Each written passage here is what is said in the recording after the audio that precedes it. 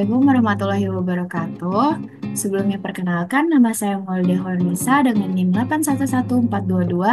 811422491. Yang mana hari ini nih kita akan membahas atau mengupas hukum ketenagakerjaan untuk tenaga kerja asing di Indonesia. Yang mana video ini dibuat untuk memenuhi nilai pada mata kuliah hukum ketenagakerjaan yang diampu oleh Bapak Tri Sulistiono SMH dan Bapak Imam Bustomi SHMH. Sebelumnya nih kita harus kenal lebih dahulu nih dengan tenaga kerja asing. Tenaga kerja asing tuh apa sih? Nah, tenaga kerja asing ini merupakan pekerja dari luar negeri yang datang untuk bekerja di Indonesia. Nah, mereka ini tersebar di berbagai sektor, misalnya bisa juga dari sektor teknologi atau manufaktur, juga pariwisata. Kalau ditilik lagi di dalam UU nomor 13 tahun 2003 yang mana membahas tentang ketenaga kerjaan pada pasal 1 ayat 13 yang mana tenaga kerja asing ini memiliki definisi tersendiri, yakni warga negara asing pemegang visa dengan maksud bekerja di wilayah Indonesia.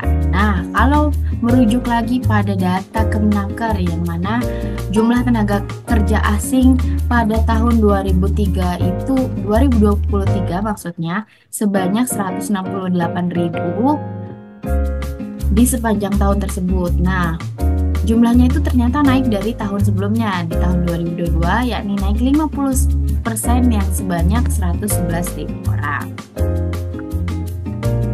Selanjutnya, tenaga kerja asing ini dilindungi dalam hal apa aja sih dan kewajibannya apa aja sih?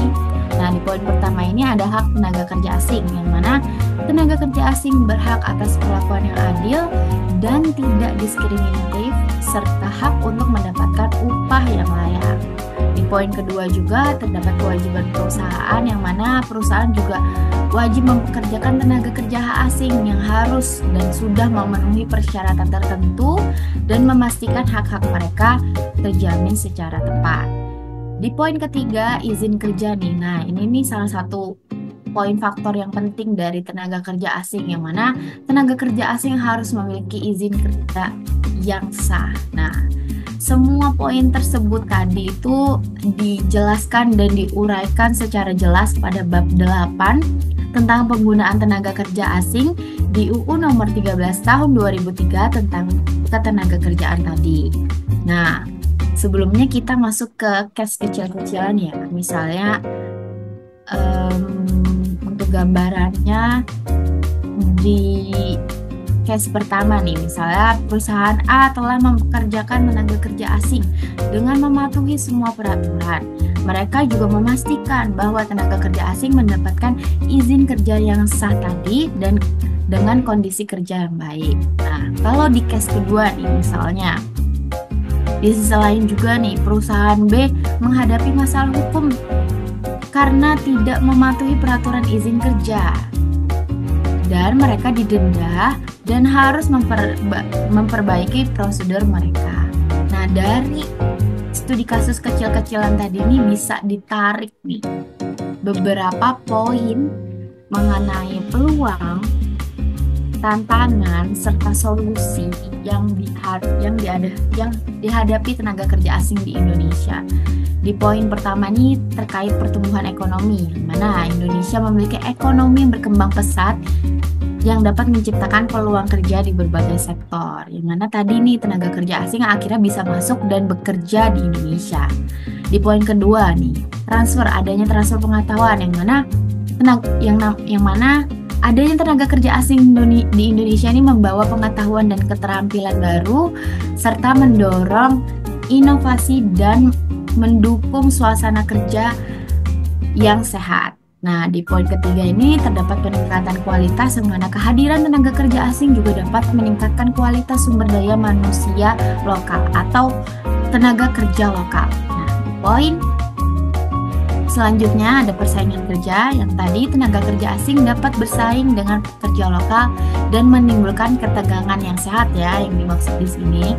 Nah, di poin selanjutnya juga ada kesenjangan keterampilan, yang mana terdapat kesenjangan keterampilan mungkin antara tenaga kerja asing dan tenaga kerja lokal yang dapat menghambat transfer pengetahuan. Namun, bisa ditarik solusi juga, yang mana dari keseluruhan yang ada di tabel yang ada di PPT ini, maksudnya di solusi pertama bisa nih dari segi memperbaiki proses perizinannya, yang mana pemerintah harus dapat memperbaiki proses perizinan supaya lebih efisien dan transparan bagi tenaga kerja asing maupun perusahaan yang mempekerjakan tenaga kerja asing. Di poin kedua terdapat pelatihan budaya nih, yang mana perusahaan harus dan dapat juga memberikan pelatihan bagi tenaga kerja asing. Pelatihan apa sih? Terkait pelatihan budaya tadi untuk membantu tenaga kerja asing dapat beradaptasi dengan lingkungan kerja di Indonesia.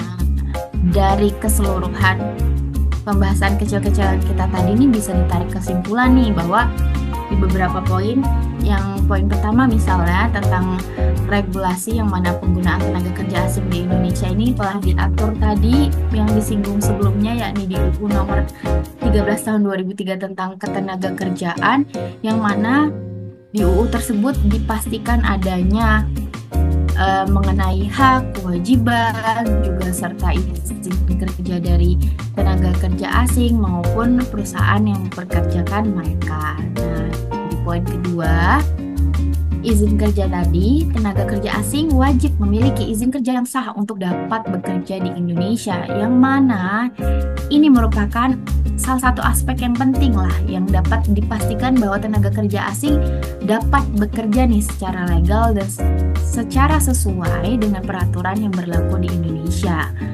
Nah, di poin ketiga, hak dan kewajiban dari tenaga kerja asing memiliki hak untuk mendapatkan perlakuan yang adil, upah yang layak, dan perlindungan dari diskriminasi. Sementara itu, perusahaan juga memiliki kewajiban untuk memenuhi atau mematuhi peraturan ini dan menjamin hak-hak pekerja atau tenaga kerja asing tadi. Nah, secara keseluruhan nih, dengan adanya regulasi yang baik dan implementasi yang tepat, diharapkan tenaga kerja asing ini dapat berkontribusi positif bagi perekonomian di Indonesia. Kurang lebihnya itu aja untuk pembahasan kecil-kecilan dan untuk pembuatan video hari ini. Kurang lebihnya itu aja. Apabila ada kesalahan dalam kata ataupun PowerPoint-nya, mohon dimaafkan. Saya Maulidi Nisa pamit undur diri. Wassalamualaikum warahmatullahi wabarakatuh. Bye bye.